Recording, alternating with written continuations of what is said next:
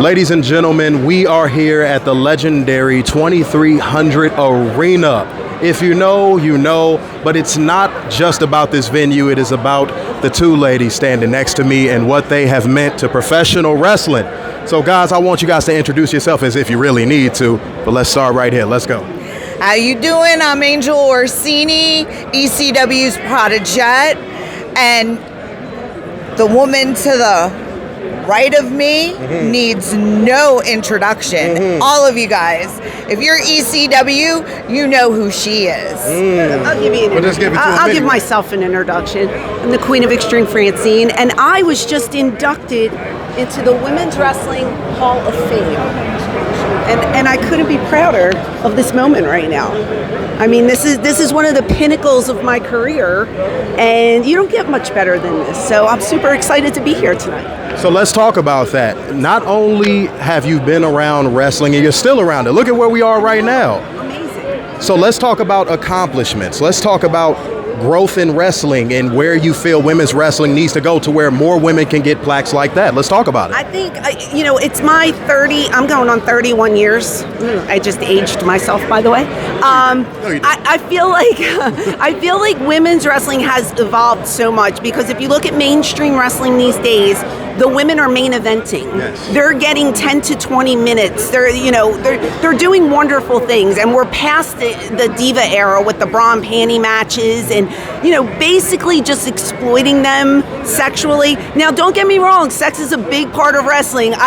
I can attest to that, because we all know what my costumes used to look like and what I look like now. Yes. But we've come so far, and there's so much talent out there, and it's just so refreshing to see women being treated equally like the men are. Yeah. So I'm super excited about what the girls are doing today. Yes, absolutely. And we have something really special, because this is also the co-founder of the Women's Wrestling Hall of Fame. Yes. Speak to that and what it means to honor the women of professional wrestling. So the women who trained me in pro wrestling, Liz Chase, Luna Vachon, Leilani Kai, Judy Martin, Joyce Grable, women that mentored me, Penny Banner, Fabulous Moolah.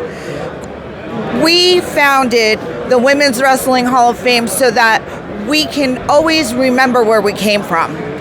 The women who were our pioneers, who didn't go through a door because there was no door. They kicked a hole through a wall, and then people like us came and tried to make that hole bigger and kind of put the frame up so that it would be nicer for women to come through after us.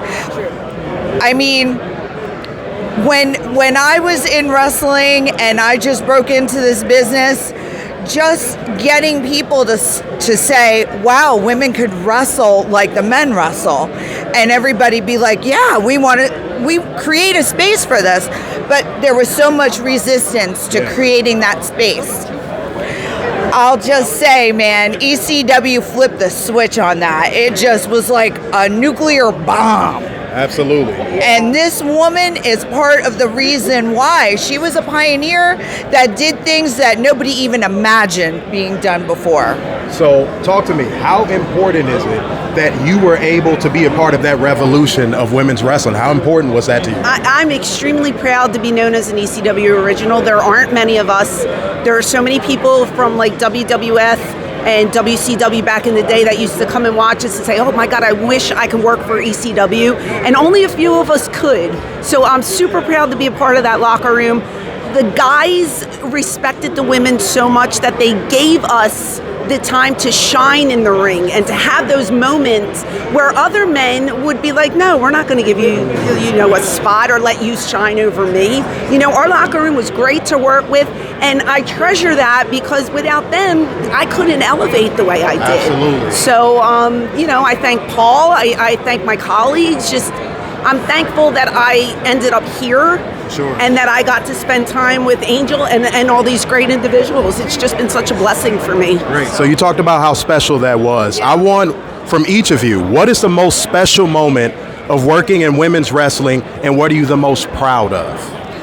I'm really proud of being an Iron Woman, that I actually had a 67-minute match with Mercedes Martinez for women's Uncensored Superstars, WSU. That was huge, and being able to have the opportunity to have a whole entire struggle of a story that went on beyond a year or just like 2 or 3 matches, and actually having a bull rope match and a steel cage match and a ladders match, and getting to do the full entire story.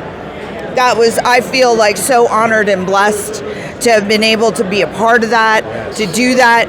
And you know what? I want to do it again. There you have it. Yes. Now hold on. What are you most proud of? And now we got the ambition in it. What are some ambitions you have? Well, I mean, for me to be again, I'm going back to ECW, but that was the best time of my career. And the stuff that I did accomplish in the ring, that's what I'm most proud of. The relationships I made outside of the ring. A lot of these guys and girls are my family. We're always going to be family. And when I get to do conventions like this and I get to sit with them and just hang out and talk and reminisce, that makes my heart happy. You know what I mean? And as much as I value my time in the ring, I value my time outside of the ring with this family that I created. You know, it's my second family, my second home. And it just means a lot to me. And 30 years later, because I started with them in 93. So we're going 30 years later, and I'm still hanging with these guys, and we're still running, and they're still chanting ECW. They're still buying tickets to see us. We did something right. So that makes me happy. So that's what I'm most proud of. Accomplishments, ladies and gentlemen. Some people get them, some people don't, but when you do get them and you earn them, it feels right. Okay, now one last thing before we get out of here. If you could give one piece of advice to every women's locker room in professional wrestling right now. Best advice ever. Don't date the boys. Just saying. That is really good advice, because you can get sidetracked real easy, and when you're in this business, you got to put you first, boo. Otherwise, you're not going to get your dream. You're going to get somebody else's dream for you.